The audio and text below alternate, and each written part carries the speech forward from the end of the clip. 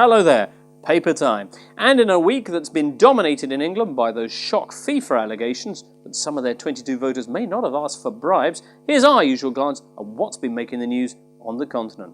Italy first, where the week began with Milan sealing the Serie A title. Milan, it's all bellissimo, says the Gazzetta dello Sport. This is their first Scudetto in 7 years. Overall, they've now reached 18, more than can be said of some of their president's companions. The victory sealed anyway on Saturday with a 0-0 draw at the Stadio Olimpico against Roma, sparking wild scenes in Milan with big crowds outside the Duomo, and in Rome too, where the final whistle saw Alexandra Pato kissing Berlusconi's daughter, and less happily, goalkeeper Cristiano Abbiati waving a flag with what looked like a fascist insignia.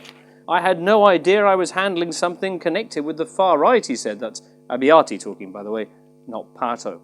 Well, the Gazzetta dello Sport picks out Thiago Silva, the centre-back, as Milan's player of the season, and they also lavish praise on the manager too, the very appropriately named Max Allegri, who won the title in his first season at the Rossoneri. A cycle begins under Allegri, says the paper. If luck and Berlusconi's pocketbook are on his side, this could be just the start of another glorious era.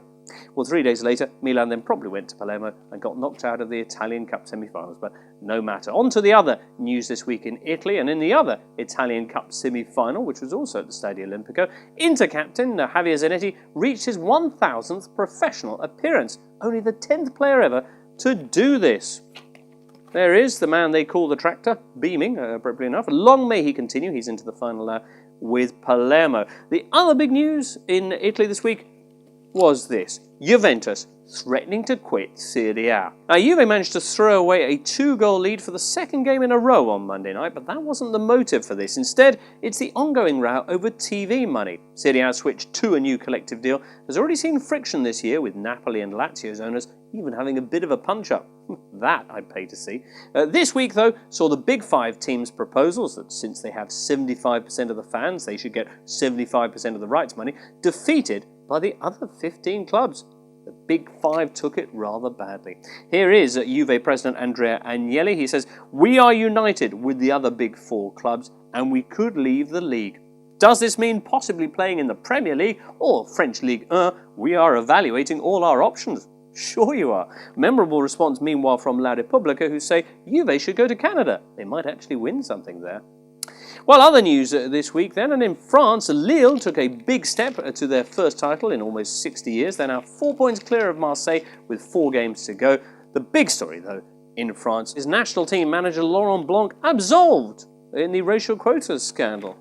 Who'd have thought? There were no quotas actually in place, so therefore no one is guilty of racism, says the French sports ministry. Isn't that a relief?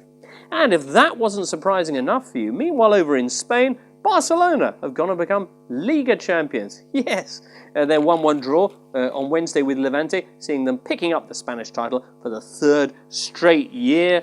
Campeons, says the Catalan press. There you go, sport as well. Even the papers in Madrid saluting them too. Campeones. Hang on, isn't that Real Madrid? Well, yes, by an extraordinary coincidence, Real choosing the very day of Barcelona's triumph to parade again their Spanish Cup, which they won about 10 days ago, bless. Best of all, they managed not to drop it under a bus this time. Well, AS, the more dissident of the two Madrid papers, a little bit doubtful over all of this. It's counter-scheduling, they admit.